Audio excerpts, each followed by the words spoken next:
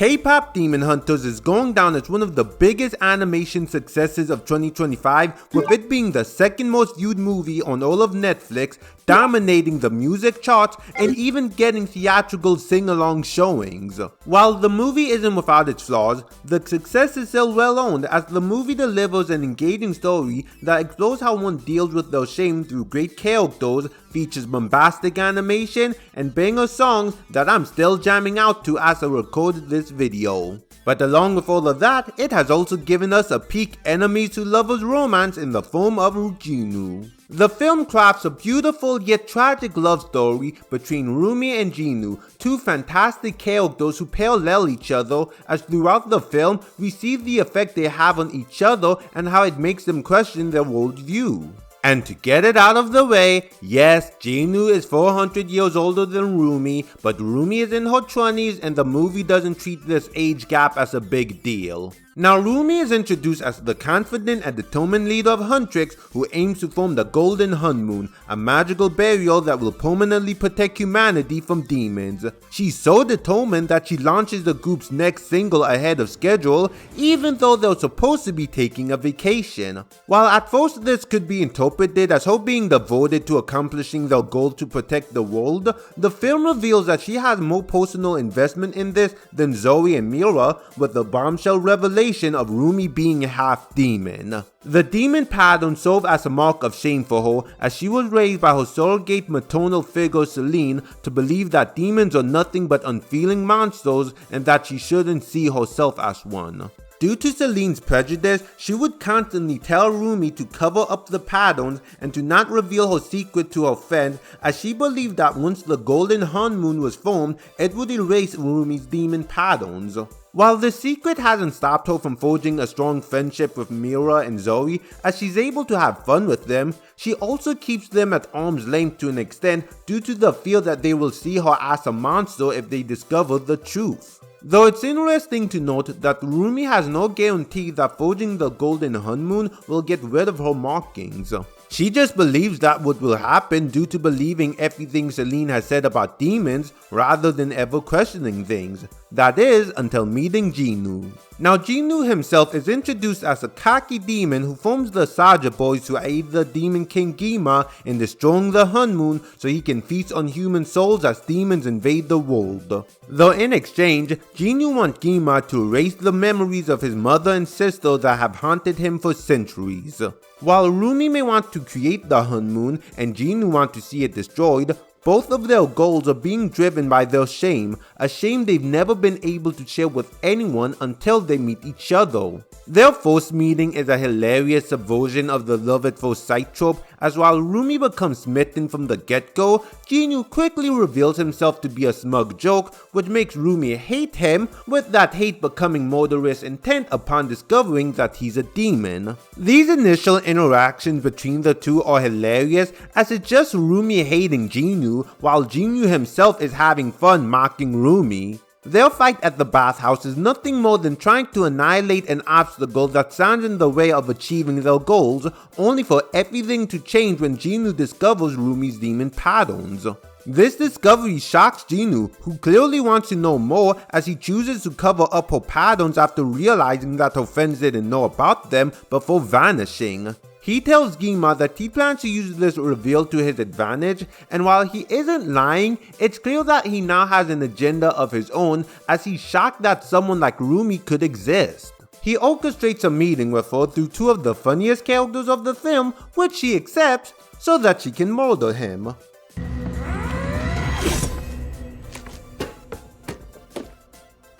It makes sense that Rumi would still want to see him dead, as while he may have kept her secret, she's still under the belief that demons are inhuman monsters that need to be killed. But between being thankful on some level, along with her own curiosity, it's what allows her to hear what Jinu has to say. It's through this conversation that Rumi learns several things about demons, such as how they aren't unfeeling monsters, but rather tortured beings who constantly feel the shame of their mistakes, with Gima using that shame to control them. Yet Rumi revealing that she's never heard Gima's voice makes me believe that the reason why she fascinated Jinu so much was due to believing that demons can't be free of him. It's here that Jinu also tells Rumi a skewed version of his past to get her to sympathize with him, in which he was a musician from a poor family who did his best to provide for his mother and sister but couldn't until Gima offered his services. When he accepted, he found himself praised for his voice, with him and his family being granted the privilege to live in the royal palace. However, he was soon condemned to the underworld by Gima for his deal, which forced his family to live on the streets once more, with him not even being able to help them now. Jinu tries to tell Rumi that he's the only one who can understand her, but she still refuses to trust him or believe that he's interested in helping her. But this conversation did plant the seeds of doubt in her mind as she starts to question everything she's been told about demons. We see this in the takedown montage as she questions a demon about whether they're being controlled by Gima and her discomfort over how hateful the takedown lyrics are, as while they're targeted towards the Saja boys, it hits close to home due to being a demon herself. Jinu and Rumi's next major interaction is at the Huntrix signing that the Saja boys crash, resulting in more entertaining banter between the duo, but also has Rumi learn two pivotal things about Jinu. The first being that he's only helping Gima for his shameful memories to be erased, something that Rumi scoffs at and thinks is pathetic, only for him to point out how she's ashamed of her patterns. She defends this by venting about how she hates her patterns, just like how she hates demons and Gima, only for Jinu to reveal that he hates Gima as well. This catches Rumi off guard and seemingly leads her to starting to empathize with him more. When he gets a heartfelt gift from a fan that talks about how he has a beautiful soul, it shocks him, with Rumi telling him that he should be listening to those voices instead of Gima before getting everyone to applaud him. It's ironic how Jinu went from trying to sway Rumi to now being swayed himself due to these heartfelt gestures. With her now knowing that their interests align, Rumi strikes a deal with him. Help Huntrix win the Idol Award so that they can permanently seal the honeymoon, and in exchange, Jinu can stay in the human world and finally be free of Gima. The fact that Rumi is willing to strike a deal with Jinu highlights how she has stopped seeing him as a mindless demon, but rather as a person who deserves help, as he also wants to be free of the things he's ashamed of. I interpret Jinu's reluctance towards Rumi's deal not as loyalty to Gima, but rather as the belief that someone like him can't be saved. While Rumi believes that he's a good guy who made a selfless mistake, we know that isn't entirely accurate. He tries to insist that he's hopeless, but Rumi points out that the only person who gets to decide that they're hopeless is themselves. And when she confesses that she sees herself as a mistake, she explains that she needs to believe that Jinu can change, because if there's no hope for him, what hope is there for her, with Jinu telling her that she isn't a mistake?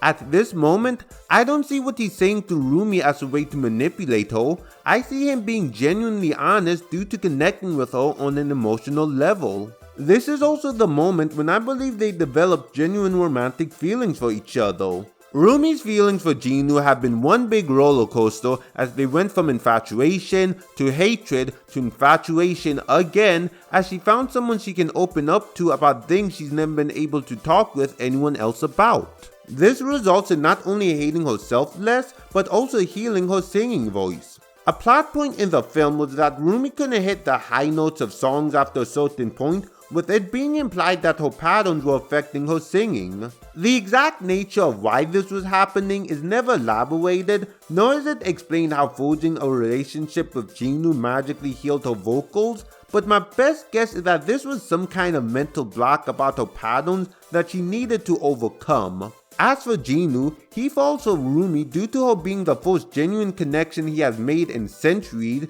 with it giving him the belief that he can overcome his shameful mistake and become a better person. These revelations are even sung to us in their duet Free, which is essentially a love song and is easily in my top 3 favorite songs of the movie. We've also come to see them enjoying their interactions with each other as they now take playful jabs at one another instead of malicious stabs. As a result, Jinu agrees to Rumi's deal, and Rumi convinces Zoe and Mira not to perform Takedown due to it being such a hateful song and the belief that it's no longer required. But things don't go as planned when Gima reminds Jinu that he still holds control over him as he forces him to relive his shameful memories until he submits. Things fall apart at the Idol Wars as Jinu orchestrates the exposure of Rumi's patterns to everyone, with Zoe and Mira turning against her out of fear. When Rumi finds Jinu, she's desperate to believe that he didn't betray her as she thought what they formed was real, but he reveals that it was all a lie just to manipulate her into trusting him. Though it's clear that now he's the one who's lying, as his monotone response and dead-eyed expression are signs of him trying to bury his new sense of shame over betraying her. Rumi brings up that he's still a good person who made a mistake, which causes Jinu to snap and reveal that he lied about that too. He made a deal with Gima to escape poverty, leaving his family behind, a deal that has haunted him for centuries. But even after that, Rumi is still in denial about this betrayal, not just because of her feelings for him, but because she saw so much of herself in Jinu. So the fact that she was wrong about him, along with being rejected by her friends, breaks her to the point that she asks Celine to end her life. Celine refuses, and you think for a moment that she's going to see the error of her ways and reassure Rumi that instead of allowing her prejudice to keep blinding her, she'll finally accept Rumi's demon heritage and how it's something she never should have hidden. But instead, she doubles down on her beliefs and refuses to accept Rumi for what she is, as she insists that they can fix this by telling Mira and Zoe that her patterns were an illusion from Gima, while insisting that they can still get rid of them. Celine may love Rumi, but that love stemmed from wanting to honor the memory of her friend, as well as only accepting Rumi's human half. Rumi's depression turns into frustration over Celine still clinging to her beliefs, as doing so is how they got here in the first place. Because of this, she announces that she's glad to see the honeymoon be destroyed before vanishing, only for her next sequence to have her wanting to save the world by creating a new one. Admittedly, I did find this to be pretty jarring, as it seemed like Rumi was fully embracing on being a villain, but after several rewatches, her choosing to create a new honeymoon may reflect how she's no longer clinging to the beliefs that Celine taught her. Instead, she's now walking her own path while also embracing her perceived flaws as a part of herself rather than being ashamed of them. This is reflected in the lyrics of what it sounds like, as it not only shakes Mira and Zoe from their entranced state that Gima held over them, but also has a clear effect on Jinu. Even after leaving Rumi, we see that he's remorseful of his action, but believes it's too late to fix his mistake. But seeing Rumi embrace Ho's shame while still moving forward inspired him to do the same, as he sacrifices his own life to save Ho's and apologizing for what he has done. And despite being betrayed by him, Rumi is still heartbroken to see Jinu die, as she had only wanted to set him free. But Jinu tells her that she did, as she had given him his soul back before now giving it to her. Full confession, I was a bit confused by this before realizing, duh, Rumi's half demon, of course she'd be able to absorb a soul. As for Jinu's sacrifice, while death by redemption is a trope I have mixed feelings about, as it sometimes feels like it's used just so a story doesn't have to wrestle with its villain dealing with the fallout of their consequences, I think it works here. Jinu had carried the guilt of a mistake that he had made for centuries, so choosing not to make that same mistake again by saving Rumi's life works very well thematically.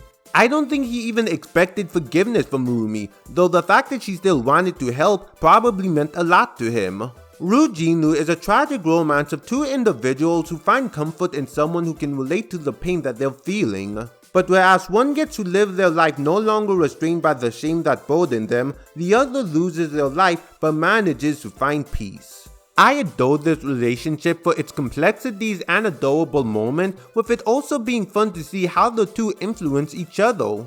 I've seen some complaints about this ship, such as the manipulative undertone from Jinu, but that's kind of par for the course for an enemies to lovers relationship, since the villain is going to be a bad person. It's totally valid for people not being keen on relationships that have this undertone to them, but I think what's pivotal when doing romances of this kind is how the villain's growth and redemption are handled, and compared to some other enemies to lovers relationships I've seen, I say this is one of the better approaches. With that said, I've also seen some people try to downplay Jinu's manipulative behavior or make excuses for him, such as how he didn't willingly leave his family behind, but no, he was a manipulative guy who selfishly abandoned his family. Yet it's those faults that make him and his relationship with Rumi so engaging. But what are your thoughts on Jinu? Do you think the relationship works? Let me know in the comments below. If you enjoyed this video, give it a like, subscribe to the channel, and click the bell to be notified when I make a new video. Until next time, catch you later.